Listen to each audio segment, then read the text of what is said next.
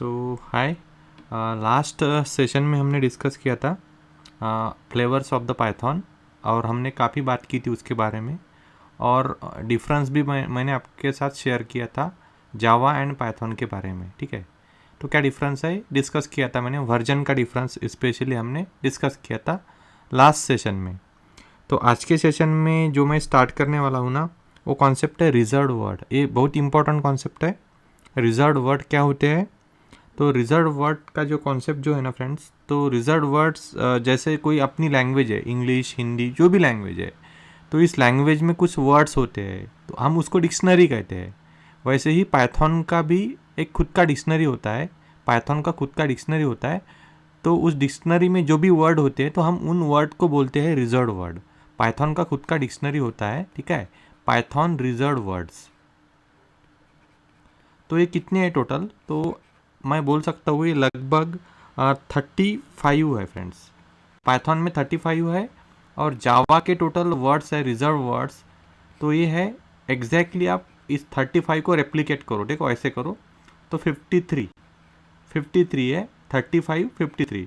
तो सबसे ज़्यादा रिजर्व वर्ड जावा में है और सबसे कम जो है ना वो पाइथन में है। ठीक है, डिफरेंस आपके सामने है। तो रिजर्व वर्ड क्या है? तो ये वर्ड ऐसे वर्ड है जो पाइथन की डिक्शनरी है। ठीक है, डिक्शनरी है, वो पाइथन के प्रोग्रामिंग में यूज़ होने वाले वर्ड्स है। तो टोटल 35 वर्ड्स होते हैं। तो ये वर्ड कौन से है, तो इसको समझने के लिए मैं कुछ यहाँ पे कोडिंग करूँगा। ठीक है, तो ये कैसे मैं मीन्स पाइथन में ये वर्ड मैं कैसे शो कर सकता हूँ, तो उसके लिए एक लाइब्रेरी है फ्रेंड्स। पाइथन के अगर आपको रिजर्व वर्ड जानने हैं तो उसके लिए एक लाइब्रेरी है, मुझे वो इंपोर्ट करनी होती है। तो मैं इंपोर्ट करूँगा, इंपोर्ट, और उसके बाद मैं टाइप करूँगा कीवर्ड्स।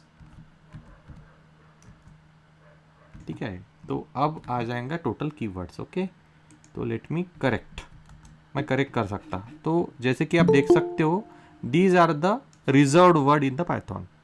तो ये क्या है फ्रेंड्स, पाइथन के अंदर जो प्रेजेंट है वर्ड्स, जो पाइथन की डिक्शनरी है वो डिक्शनरी ये वाली है, तो ये रिजर्व्ड वर्ड्स है। तो मुझे क्या इंपोर्ट करना है? इंपोर्ट कीवर्ड, तो कीवर्ड डॉट KWLIST, ये मॉड्यूल है ये लाइब्रेरी में का। ठीक है, कीवर्ड ये लाइब्रेरी है, इसके अंदर KWLIST ये मॉड्यूल है और आपको पता चल जाएंगे टोटल कितने कीवर्ड है। तो आप देख सकते हो इतने कीवर्ड है। अब मेरा नेक्स्ट टास्क क्या है फ्रेंड्स? मेरा नेक्स्ट टास्क जो है, मुझे प्रिंट करना है कि सही में ये रिजर्व वर्ड 35 है या नहीं है, ये मुझे प्रिंट करना है। तो मैं क्या करूँगा, प्रिंट कमांड चलाऊँगा। ठीक है, और मैं चेक करूँगा सही में ये 35 या नहीं है। ठीक है, तो लेंथ टोटल जो वर्ड्स है आप यहाँ पे देख सकते हो, टोटल कितने वर्ड्स है ये। आप अगर काउंट करोगे तो 35 होंगे, बट मुझे इसको काउंट करना है बाय प्रोग्रामिंग का इस्तेमाल करके। ये जो मैट्रिक्स है ना, ये मैट्रिक्स, इस मैट्रिक्स के अंदर कितने वर्ड्स है इसको मुझे काउंट करना है बाय प्रोग्रामिंग। तो एक कमांड है LEN नाम की, लेन कमांड है। इस लेन कमांड के अंदर ये टोटल जो रिजर्व है वर्ड्स है ये इसके अंदर मैं एंटर कर दूंगा। ठीक है, तो आपको यहाँ पे पता चल जाएगा टोटल वर्ड्स कितने हैं। तो अब मैं क्या करता हूँ, इसको एग्जीक्यूट करता हूँ तो मुझे पता चल जाएगा। ठीक है, 1 सेकंड। यहाँ पे देखो आप, यहाँ पे आपको आंसर कहीं 35 दिखाई दे रहा है ना, तो इसको ही बोलते हैं हम 35 रिजर्व वर्ड है। तो इसका आउटपुट क्या आने वाला है? पहले रिजर्व वर्ड आ जाएंगे, उसके बाद टोटल नंबर ऑफ वर्ड यहाँ पे आपको मिल जाएंगे। तो ये इसकी कमांड है फ्रेंड्स, टोटल 35 है, आप देख सकते हो ये आउटपुट। वंस अगेन मैं इसको एग्जीक्यूट करता हूँ, तो ये रहे आपके रिजर्व वर्ड और ये रहा आपके रिजर्व वर्ड का काउंट, दैट इज 35। ओके, सो ये पाइथन की डिक्शनरी के वर्ड्स है, दैट्स वाई हम इसको रिजर्व वर्ड कहते हैं। तो मेरे कुछ ऑब्जर्वेशंस है। सबसे पहले मैं क्या करता हूँ, इस वर्ड्स को कॉपी कर लेता हूँ और इसके बारे में मैं डिस्कस करता हूँ। कुछ चीज़ों को मुझे डिस्कस करना बहुत ही ज़रूरत है उसकी, तो मैं उसको डिस्कस भी करता हूँ यहाँ पे। तो ये रहे मेरे रिजर्व वर्ड, यहाँ पे मैं इसको पेस्ट करता हूँ। एक new document, normal text document लेके यहाँ पे इसको पेस्ट करता हूँ। टोटल ये 35 है और मेरे कुछ ऑब्जर्वेशंस है, उन ऑब्जर्वेशंस को आपके साथ मैं शेयर करूँगा। मेरा पहला ऑब्जर्वेशन जो है ना फ्रेंड्स, मेरा फर्स्ट ऑब्जर्वेशन जो है ना, तो यहाँ पे आप देख सकते हो फ्रेंड्स, जो आपको यहाँ पे रिजर्व वर्ड दिखाई दे रहा, फॉल्स है, उसके बाद नन है, उसके बाद ट्रू है। तो इस रिजर्व वर्ड में देखो आप, एक आपको डिफरेंस मिलेगा कि पहले जो 3 रिजर्व वर्ड्स है फ्रेंड्स, पहले टोटल कितने 3 रिजर्व वर्ड, पहला फॉल्स है, उसके बाद नन है और उसके बाद ट्रू है। तो ये रिजर्व वर्ड जो है ना, ये अपर केस लेटर में है। फॉल्स का जो एफ है ये अपर केस है, नन का जो एन है वो भी अपर केस है, और ट्रू का जो टी है वो भी अपर केस है, और बाकी जो वर्ड्स है वो टोटली लोअर केस में है, देख सकते हो आप। ठीक है, ये मेरा ऑब्जर्वेशन है। तो what is my first observation, all reserve words, ठीक है, क्या है, लोअर केस है, एक्सेप्ट ये वाले फॉल्स, नन एंड ट्रू, ये वाले जो है ना, ये इसका जो है ये सबसे पहला वर्ड अपर केस है, बाकी के लोअर केस है। तो ये है आपको यहाँ पे समझना है फ्रेंड्स। तो that is my first observation. My second observation is friends, यहाँ पे आप देख सकते हो जैसे कि सी लैंग्वेज में स्विच केस स्टेटमेंट होता है, आपको कहीं ऐसा दिखाई नहीं देगा स्विच केस स्टेटमेंट। जो स्विच एंड केस स्टेटमेंट रहता है ना, केस हम सी लैंग्वेज में इस्तेमाल करते हैं, तो आपको कहीं दिखाई दे रहा है क्या, वो नहीं है। यहाँ पे फॉर है, इफ है ना, ये स्टेटमेंट है, एलिफ है, एल्स है, बट आपको कहीं व्हाइल भी है, विथ भी है, बट आपको कहीं ऐसा नहीं दिखाई दे रहा है केस स्विच स्टेटमेंट, जो हम मैक्सिमम तौर पे सी लैंग्वेज में इस्तेमाल करते थे। तो ये कॉन्सेप्ट यहाँ पे है ही नहीं। केस वाला जो कॉन्सेप्ट है ना friends, case, switch and case, जो हम सी लैंग्वेज में पढ़ते थे, स्विच करते थे, केस रहता था, केस 1, केस 2, तो ये कॉन्सेप्ट सी पाइथन में नहीं है, वो सी में है। तो पाइथन में कौन से लूप होते हैं, फॉर लूप होता है, इफ लूप होता है, व्हाइल लूप होता है। और मैं आपको एक चीज़ और बताना चाहता हूँ, पाइथन के अंदर डू व्हाइल लूप भी नहीं होता है, सिर्फ व्हाइल लूप होता है फ्रेंड्स। तो आपको यह समझना है। तो पाइथन में कितने लूप्स है, इफ है, उसके बाद फॉर है, व्हाइल है, टोटल 3 लूप ही प्रेजेंट है। टोटल कितने लूप प्रेजेंट है पाइथन में, total 3 loops. But other language की अगर हम बात करते हैं ना, तो उसके अंदर नंबर ऑफ लूप प्रेजेंट रहते हैं, डू व्हाइल रहता है, और ना जाने कितने केस स्टेटमेंट रहता है, स्विच एंड केस। यहाँ पे वैसा नहीं है, only 3 loop, for loop, if loop, while loop. ठीक है, तो इतना ही है, बाकी नहीं है। तो एक ये मेरा सेकंड ऑब्जर्वेशन है फ्रेंड्स एक्चुअली। ठीक है, तो ये सारी केसेस मैंने डिस्कस की।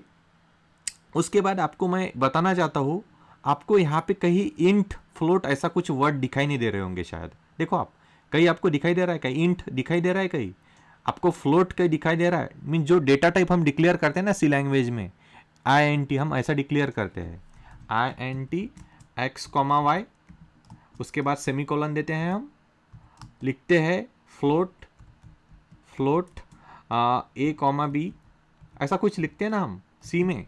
तो आपको ये जो डेटा टाइप डिक्लेरेशन का कॉन्सेप्ट है, ये कहीं दिखाई दे रहा है कि आपको यहाँ पे नहीं दिखाई दे रहा है। मीन्स क्या, इंट, फ्लोट, ये जो डेटा टाइप है, ये डेटा टाइप पाइथन में अवेलेबल नहीं है, बट इसको इंटरनली कंसिडर किया जाता। हमने डिस्कस किया था एक प्रीवियस सेशन में, हमने इसको भी डिस्कस किया था, बट आपको बता देना चाहता हूँ कि आपको पाइथन में इंटीजर, फ्लोट, कैरेक्टर, स्ट्रिंग, ये जो डेटा टाइप है ना, इनको डिक्लेयर करने की कोई ज़रूरत ही नहीं है। हमको बिल्कुल डिक्लेयर नहीं करना है। पाइथन बाय डिफ़ॉल्ट जैसा आप वैल्यू देते हो, उस वैल्यू को कंसिडर करके उसको समझ लेता है, और इंटरनली उसको मीन्स वो डेटा टाइप बन जाता है। इसका मैं एक आपको एग्जांपल भी दे सकता हूँ। एग्जांपल ये रहा, सपोज मैंने लिखा यहाँ पे a इज इक्वल्स टू, मैंने लिखा 11, और मैंने प्रिंट किया, प्रिंट टाइप ऑफ ए मैंने यहाँ पे सपोज लिखा, और मैंने बोला ए का टाइप कौन सा है, तो आपको डेफिनेटली ए का टाइप इंटीजर मिलेगा। इसका एग्जीक्यूशन भी मैं यहाँ पे करके देखता हूँ। तो आप देखो यहाँ पे आपको इंटीजर टाइप इसका मिलेगा, बट आपको ये जो ये INT ऐसा लिखने की कोई ज़रूरत पड़ी का friends, INT a is equals to 11 नहीं पड़ी, क्योंकि पाइथन जो आप वैल्यू प्रोवाइड करते हो, उस वैल्यू के बेसिस पे डेटा टाइप को कंसिडर करता है। अगर मैंने कल ऐसा लिखा a इज इक्वल्स टू, मैंने सपोज मेरा नाम ही लिखा, फॉर एग्जाम्पल ऐसा कुछ मैंने यहाँ पे लिखा और बोला इसका टाइप कौन सा है, ठीक है, इन फ्यूचर मैंने मेरा नाम भी लिखा, तो अगर मुझे इसको चेक करना है तो मैं चेक कर सकता हूँ। आप देखो यहाँ पे इसका टाइप कौन सा है, str है फ्रेंड्स, इसका टाइप str है। मीन्स क्या, base upon the provided value, जो मैं वैल्यू प्रोवाइड करूंगा उस वैल्यू को समझ के पाइथन डेटा टाइप वो डेटा टाइप कंसिडर कर लेता है। देखो यहाँ पे एग्जांपल ये रहा, initially a is equal to 11 था, तो उसका जो डेटा टाइप था वो इंटीजर था। अब ये क्या हो गया, कैरेक्टर वैल्यू हो गई, स्ट्रिंग वैल्यू हो गई। अब इसका डेटा टाइप स्ट्रिंग रहेगा, कैरेक्टर रहेगा, ठीक है। यहाँ पे देखो, पहले बार आपको इंटीजर था, ए इज इक्वल टू इंटीजर था, और दूसरी बार ये स्ट्रिंग था फ्रेंड्स। तो आप समझ सकते हो जो आप वैल्यू प्रोवाइड करते हो उसको पाइथन इंटरप्रिट करता है, because Python is a interpreted language. अगर मैंने यहाँ पे लिखा ट्रू लिखा फ्रेंड्स, अगर true value, true is a Boolean data type, और मैंने बोला प्रिंट द टाइप ऑफ ए, मैंने बोला प्रिंट द टाइप ऑफ ए, तो आपको पता चल जाएगा इसका टाइप जो है ना वो बुलियन है फ्रेंड्स। अभी पहले A is equal to 11 means integer था, उसके बाद एक कैरेक्टर हुआ, स्ट्रिंग हुआ, उसके बाद एक बुलियन हुआ। अब देखो यहाँ पे इसका डेटा टाइप भी चेंज हो जाएगा, पहले इंटीजर था, फिर स्ट्रिंग हो गया, फिर str बोला यहाँ पे। तो मैं क्या करता, यहाँ पे मैंने क्या किया फ्रेंड्स, यहाँ पे मैंने ऊपर जो है ना पैरंट, क्या बोला जाता है इसको, डैश दिया है ऊपर, इसको क्या बोला जाता।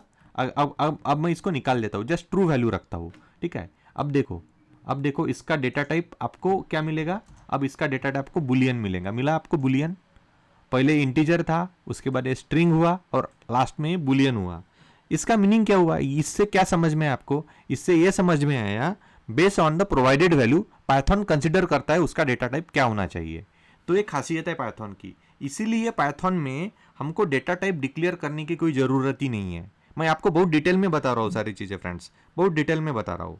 इसीलिए आपको पाइथन में डेटा टाइप डिक्लेयर करने की कोई भी ज़रूरत नहीं। क्यों ज़रूरत नहीं है फ्रेंड्स, ज़रूरत इसलिए नहीं है बिकॉज आपने जो है ना पाइथन ने ऑटोमेटिकली सभी को कंसिडर कर लिया है। तो ये मेरा सेकंड ऑब्जर्वेशन, थर्ड ऑब्जर्वेशन मैं आपके साथ शेयर कर रहा हूँ फ्रेंड्स। तो मैं आपको ये भी बताना चाहता हूँ, तो इंटीजर का क्या वजूद है। आपको लगेगा सर आप इंटीजर तो वैलिड नहीं है, इंटीजर ऐसा लिखना तो वैलिड नहीं है, int ये लिखना तो वैलिड नहीं है। तो फिर सपोज मैंने ऐसा कुछ लिखा, अगर मैंने ऐसा लिखा int is equals to A, int a is equals to suppose मैंने लिखा 77.88 या 99, ऐसा अगर मैंने लिखा तो ये वैलिड है क्या। तो मैं आपको बताना चाहता हूँ ये भी वैलिड है पाइथन में। क्यों वैलिड है पता है फ्रेंड्स, क्योंकि इंटीजर नाम का कॉन्सेप्ट पाइथन के अंदर है ही नहीं। तो ये क्या हो गया, वेरिएबल हो गया ना। इंटीजर नाम का कॉन्सेप्ट पाइथन के अंदर है ही नहीं, तो ये क्या हो गया, वेरिएबल हो गया। अब क्या करो, आप जस्ट प्रिंट कर दो इस वेरिएबल को, प्रिंट int, सिंपल। और आप अगर इसको एग्जीक्यूट करोगे ना तो आपको इसका आउटपुट वही मिलेगा जो आपको मिलना चाहिए। देखो क्या मिला आपको आउटपुट, 77.99, क्योंकि int का कोई मीनिंग ही नहीं है पाइथन में, ये इसको इसने वेरिएबल कंसिडर किया, ठीक है। यहाँ पे मैं कुछ भी लिख सकता हूँ, मेरा नाम भी लिख सकता हूँ, ठीक है। सपोज मैंने लिखा, मेरा नाम लिखा, ठीक है, मेरा नाम, और मैंने इसको प्रिंट करना है तो कर सकता हूँ ना मैं प्रिंट। मेरा नाम is a variable, my name is a variable right now, and I can print my name also. तो देखो आंसर आपको 77.99 ही मिलेगा। इसका मीनिंग ये हुआ, ये पूरे बातों से क्लियर एक चीज़ मेरी ये हुई कि पाइथन में हमको डेटा टाइप डिक्लेयर करने की कोई ज़रूरत नहीं है, क्योंकि Python data type internally consider ही कर लेता है। जो आप वैल्यू देते हो इसको, उसको कंसिडर कर लेता है उसका डेटा टाइप क्या है। तो यहाँ पे 11 दिया था तो पाइथन ने बोला चलो ये इंटीजर है। फिर मैंने मेरा नाम दे दिया तो पाइथन ने बोला चलो ये अब स्ट्रिंग हो गया। फिर मैंने ट्रू वैल्यू लिखी तो पाइथन ने बोला ये बुलियन वैल्यू हो गई। बुलियन मीन्स 0 एंड 1, ठीक है, ट्रू और फॉल्स, उसको बुलियन बोला जाता है। तो पाइथन क्या करता है, जो आप प्रोवाइड करते हो उसको ही कंसिडर कर लेता है, ठीक है।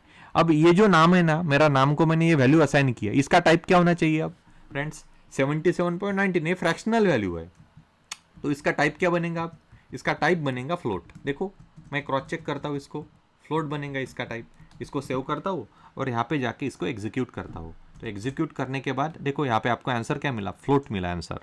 तो इससे चीज़ क्या क्लियर हुई फ्रेंड्स, इससे एक चीज़ क्लियर हुई कि पाइथन इंटरनली डेटा टाइप को कंसिडर कर लेता है। तो ये बहुत बड़ा एक ऑब्जर्वेशन है यहाँ पे, तो ये आपको यहाँ पे समझना है फ्रेंड्स। तो is it clear to everyone? I think it is a very simple and sober concept. अब एक कॉन्सेप्ट आपको मैं बताना चाहता हूँ, यहाँ पे आपको दिखाई दे रहा होगा, यहाँ पे आपको दिखाई दे रहा होगा क्लास। ये वर्ड जो है ना फ्रेंड्स, ये क्लास INT दिखाई दे रहा होगा आपको। तो आपको लगेगा सर ये आपने क्लास जो लिखा ये क्या है एग्जैक्टली। तो मैं आपको बता देना चाहता हूँ, ये जो मैंने क्लास लिखा फ्रेंड्स, तो पाइथन में हर चीज़ को क्लास कंसिडर किया जाता है, हर चीज़ को। पाइथन ऑब्जेक्ट ओरिएंटेड लैंग्वेज है friends, Python object oriented language है, and everything in the Python is object. इसका मैं आपको एग्जांपल भी दे सकता हूँ। ऑब्जेक्ट कैसे है, तो ऑब्जेक्ट किसको बोला जाता है, सबसे पहले वो चीज़ आपके लिए मैं क्लियर करता हूँ। ऑब्जेक्ट मीन्स क्या होता है? ऑब्जेक्ट मीन्स होता है फ्रेंड्स, ये यहाँ पे कंसिडर करो, सपोज मैंने यहाँ पे लिखा x इज इक्वल्स टू, मैंने लिखा 22 friends, x is equals to मैंने क्या लिखा 22। तो होता क्या है फ्रेंड्स, पाइथन के अंदर क्या होता है, पाइथन जो वर्चुअल मशीन है, पाइथन के अंदर एग्जैक्टली क्या होता है, तो एक ऑब्जेक्ट क्रिएट होता है फ्रेंड्स, एक कुछ ऐसा ऑब्जेक्ट क्रिएट होता है। इस ऑब्जेक्ट मीन्स एक मेमोरी वैल्यू, ठीक है, उस मेमोरी में 22 होता है, और इसको ये जो x है ना, ये पॉइंट करता है। मैंने ये जो लिखा ना यहाँ पे, इसका इंटरनल मीनिंग क्या होता है, देखो फ्रेंड्स, इसका इंटरनल मीनिंग ये होता है कि 22 नाम का एक ऑब्जेक्ट क्रिएट होता है, और ये x जो है ना, उस 22 को क्या करता है, पॉइंट करता है, ठीक है। तो डेफिनेटली इसको एक, ये जो मेमोरी है, ये जो ऑब्जेक्ट क्रिएट किया, इसको मेमोरी लोकेशन भी है फ्रेंड्स, इसको लोकेशन भी है। मैं आपके साथ शेयर करूंगा ये कॉन्सेप्ट, ठीक है। चलो इसका एग्जांपल भी मैं आपको देता हूं। सपोज यहाँ पे मैंने लिखा y इज इक्वल टू, मैंने लिखा 22 लिखा, तो इसका मीनिंग क्या होता है, now onward y is also pointing towards the 22। इसका मीनिंग क्या होता है, 22 एक ऑब्जेक्ट क्रिएट हो जाएगा, उसका एक कुछ मेमोरी लोकेशन रहेगा, और उस मेमोरी लोकेशन पे y क्या करेगा, पॉइंटिंग करेगा, पॉइंट करेगा। तो इसका ऐसा मीनिंग होता है। तो इसका प्रूफ भी मैं आपको दे सकता हूँ, ठीक है। तो आपने डायग्राम सबसे पहले अच्छे तरह से देख लेना है, ठीक है। देख लिया आपने डायग्राम, मैंने क्या लिखा, x इज इक्वल टू 22 लिखा। इसका मीनिंग क्या हुआ, x जो है ना, ये 22 को पॉइंट कर रहा। 22 क्या है, डेटा है, बट उसका कुछ मेमोरी लोकेशन है, ठीक है। ये क्या है, मेमोरी लोकेशन है जहां पे 22 वैल्यू स्टोर्ड है। y is equal to 22 means क्या होता है, उसी मेमोरी लोकेशन y वेरिएबल भी पॉइंट कर रहा, उसी मेमोरी लोकेशन पे y वेरिएबल भी देख रहा, ऐसा इसका मीनिंग होता है। तो इसका मैं आपको प्रूफ देता हूँ सबसे पहले तो, ठीक है। तो प्रूफ ऐसा रहा मेरा फ्रेंड्स। तो मैं सबसे पहले क्या करता हूँ, यहाँ पे प्रोग्रामिंग के विंडो पे आता हूँ, यहाँ पे कुछ लिखता हूँ, x इज इक्वल टू लिखता हूँ 22, और लिखता हूँ प्रिंट id मीन्स id मुझे मेमोरी लोकेशन देगा फ्रेंड्स, id ऑफ x। मैं क्या लिखूंगा यहाँ पे, प्रिंट id ऑफ x। उसके बाद मैं लिखूंगा y is equal to, friends देखो केयरफुली देखो, y इज इक्वल टू 22 लिखूंगा, और लिखूंगा प्रिंट id ऑफ y, ये मैंने लिखा। तो डेफिनेटली मुझे दो मेमोरी लोकेशन सेम ही मिलने चाहिए, क्योंकि 22 है, यहाँ पे भी y 22 के भी पॉइंट कर रहा है, ठीक है। तो इसको अगर मैं एग्जीक्यूट करूंगा, सबसे पहले स्क्रीन को क्लियर कर लेता हूँ और एग्जीक्यूट करता हूँ। आप देख सकते हो फ्रेंड्स, दोनों के भी मेमोरी लोकेशन एग्जैक्टली सेम है। देखो यहाँ पे आप, दोनों के भी मेमोरी लोकेशन है ना, जो एग्जैक्टली सेम है। क्यों है, क्योंकि पाइथन में एक कॉन्सेप्ट है, that is a object reusability. Object reusability means क्या होता है, जो मैंने ऑब्जेक्ट क्रिएट किया है उसको बार बार रीयूज करो, ठीक है। सपोज ये वेरिएबल है 22, आपको दिखाई दे रहा है 22 वेरिएबल है, x ने इस मेमोरी लोकेशन पे पॉइंट किया, मेमोरी लोकेशन है कुछ तो भी, y इज इक्वल टू 22 लिखा, तो y ने इसी मेमोरी लोकेशन पे ऊपर पॉइंटिंग किया, मींस सेम मेमोरी लोकेशन, दो वेरिएबल इस्तेमाल कर रहे हैं, x एंड y दोनों भी वेरिएबल सेम मेमोरी लोकेशन का इस्तेमाल कर रहे हैं। इसका प्रूफ अभी आपको मैंने दिया, देखो इस स्क्रीन को देखो फ्रेंड्स, 140 72 955 94 02 816 सेम मेमोरी लोकेशन है। ये वाला पहला मेमोरी लोकेशन जहाँ पे x ने पॉइंट किया, सेम मेमोरी लोकेशन पे y ने भी पॉइंट किया। अगर मैं क्या करता हूँ फ्रेंड्स, अगर इन फ्यूचर मैं क्या करता हूँ, अगर मैं यहाँ पे वैल्यू चेंज कर देता हूँ, मैंने यहाँ पे 33 लिखा फ्रेंड्स, क्या लिखा मैंने यहाँ पे, सपोज मैंने यहाँ पे 33 लिखा, तो इसका क्या मीनिंग होता है, इसका मीनिंग ये होता है कि अभी y जो है ना 33 मेमोरी लोकेशन पे पॉइंट कर रहा। डायग्रामेटिकली मैं आपको समझ जाता हूँ इस चीज़ को, ठीक है। अब ये जो y है ना, ये y क्या कर रहा, अब ये y की वैल्यू 33 है, ठीक है, ये y की वैल्यू कितनी हो चुकी है, 33 है। अब y क्या कर रहा, न्यू मेमोरी लोकेशन पे पॉइंट कर रहा जहाँ पे 33 ये वैल्यू है, ठीक है। इसका प्रूफ मैं आपको देता हूँ, देखो न्यू मेमोरी लोकेशन होगा, इसका मेमोरी लोकेशन डिफरेंट है, इसका मेमोरी लोकेशन डिफरेंट है, तो इसका प्रूफ भी मैं आपको दे देता हूँ, ठीक है। यहाँ पे मैंने लिखा है, यहाँ पे देखो 22 33 id of y id of x। अब इसको मैं एग्जीक्यूट करता हूँ सबसे पहले, तो आपको दिखाई देगा दोनों के भी मेमोरी लोकेशन डिफरेंट आपको मिल जाएंगे। देखो यहाँ पे क्या है मेमोरी लोकेशन, 140 72 955 33 0 7968। यहाँ पे देखो 140 72 955 33 08 320, दोनों के दोनों मेमोरी लोकेशन क्या है, अलग अलग है, क्या है, दोनों भी मेमोरी लोकेशन अलग है, टोटली डिफरेंट है। इसका मीनिंग क्या है, अब यहाँ पे हमने क्या किया, हमारे ऑब्जेक्ट चेंज हो गए, हमारी मेमोरी लोकेशन चेंज हो गए, तो इसलिए वो रीयूज नहीं हो पा रहे हैं क्योंकि वैल्यू डिफरेंट है, इसलिए रीयूजेबिलिटी पॉसिबल नहीं है। तो इसी कॉन्सेप्ट को बोला जाता है ऑब्जेक्ट रीयूजेबिलिटी। ऑब्जेक्ट किसको बोला जाता, जो यहाँ पे आपको दिख रहा, that is called as object. Friends, जो आपको यहाँ पे दिख रहा ना, that is called as object. क्या दिख रहा है आपको यहाँ पे, देखो अच्छे से, यहाँ पे आपको जो दिख रहा है, ये 22 दिख रहा ना, ये 22 वैल्यू, और इसको कुछ लोकेशन है, 22 जहाँ पे स्टोर है उसको कुछ लोकेशन है, इसको ऑब्जेक्ट बोला जाता। 33 एक वैल्यू है, इसको भी कुछ लोकेशन है फ्रेंड्स, इसको ऑब्जेक्ट बोला जाता। तो Python is object oriented language. Python में इंटीजर, फ्लोट, ये जो है ना, ये सिर्फ क्लासेस है, ये सिर्फ ऑब्जेक्ट है। पाइथन में सभी चीजें ऑब्जेक्ट ही होती है, हम जो भी लिखते हैं वो सारी चीजें पाइथन के अंदर ऑब्जेक्ट एज कंसिडर की जाती है। तो Python that is why Python is called as a object oriented language. तो ये फीचर है पाइथन का, सबसे अच्छा फीचर है और सबसे ब्यूटीफुल फीचर है फ्रेंड्स। तो ये सारी चीज़ें हैं। और पाइथन डेटा टाइप को कंसिडर करता है, बट आपको डिक्लेयर करने की ज़रूरत नहीं है। पाइथन इनबिल्ट उसको डिक्लेयर करता है, जो आप वैल्यू प्रोवाइड करते हो। सपोज मैंने लिखा x इज इक्वल टू 77, तो पाइथन बोलेगा x is equal to 77 means ये इंटीजर हो सकता है। अगर आपने लिखा x इज इक्वल टू 77.99, तो पाइथन समझेगा आपने पॉइंट लिखा, तो इसका मीनिंग ये हुआ इसका डेटा टाइप फ्लोट होना चाहिए। तो इंटरनली वो कंसिडर करता है फ्रेंड्स, पाइथन सभी चीज़ों को इंटरनली कंसिडर करता है। तो पाइथन के कुछ इनबिल्ट डेटा टाइप होते हैं फ्रेंड्स, इनबिल्ट डेटा टाइप। तो कॉन्सेप्ट, न्यू कॉन्सेप्ट जो है वो मैं डिस्कस करूंगा आपके साथ। The concept is data types in Python, data types in Python.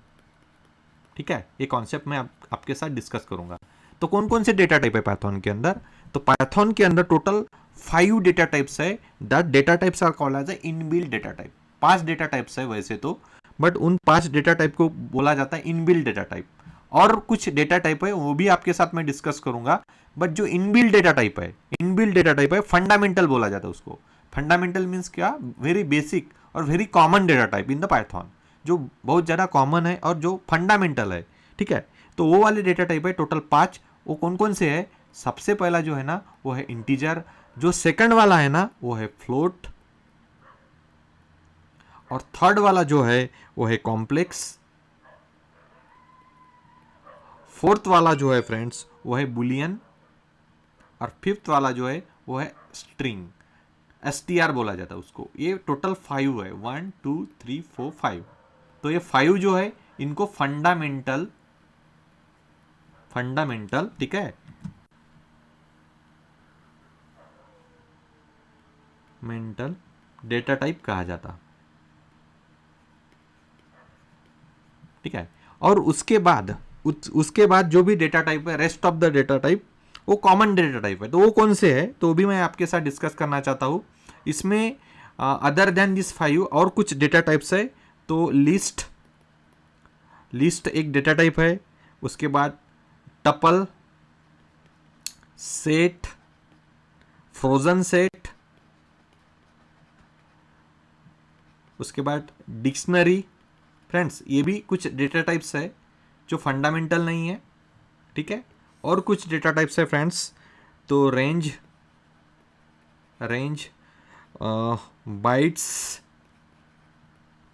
Bite अरे